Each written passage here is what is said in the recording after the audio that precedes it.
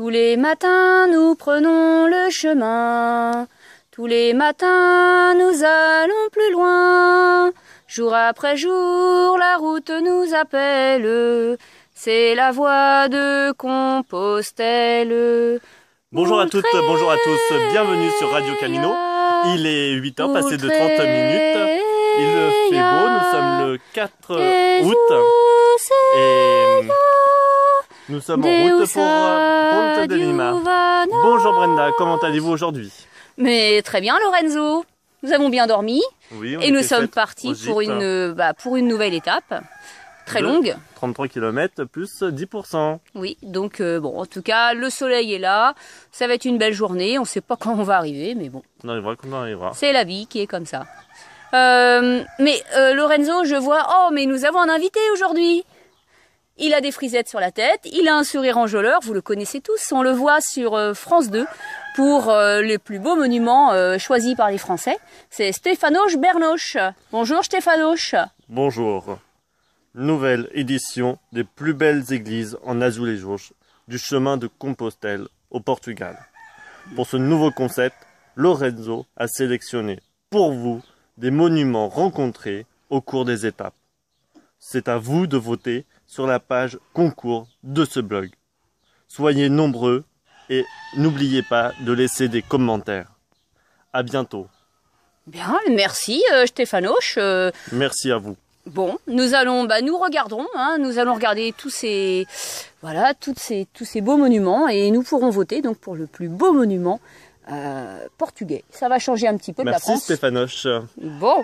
Donc nous on revient à nos moutons pour la minute culturelle d'après le Père Édition.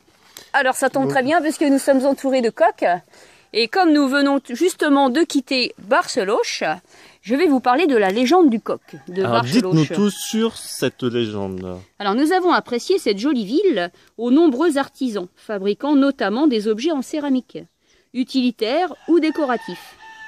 Alors c'est le jeudi matin que se tient un important marché très fréquenté et maintenant très touristique. C'est vrai qu'on a entendu beaucoup parler français à Barceloche. Mais à moins de prolonger notre halte à Barceloche, la condition d'un pèlerin qui part tôt le matin et arrive dans l'après-midi, c'est qu'il aura évidemment peu de chances d'assister à ce marché. Nous n'avons rien vu et en plus ce n'était pas jeudi. Barceloche est surtout célèbre pour une légende qui donna au Portugal l'un de ses plus importants emblèmes qui est étroitement lié au pèlerinage vers Compostelle. Selon la légende, les habitants de Barceloche étaient en émoi à cause d'un crime dont on ne connaissait pas l'auteur. C'est alors qu'apparut dans la ville un Galicien sur lequel se portèrent tous les soupçons.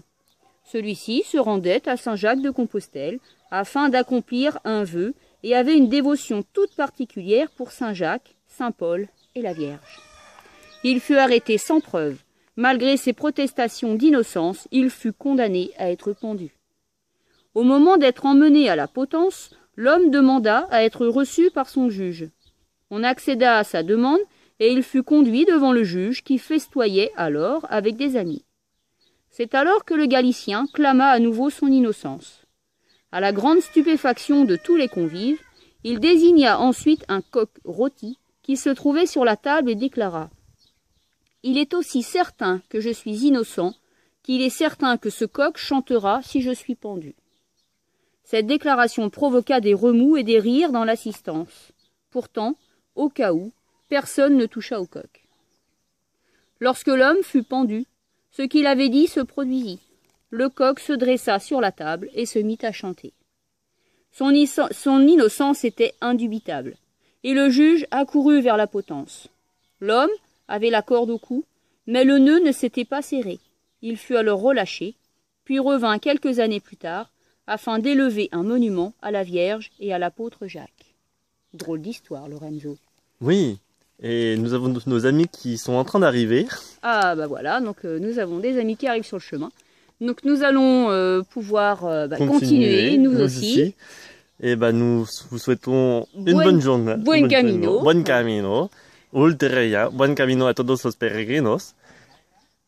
Radio Camino. À bientôt.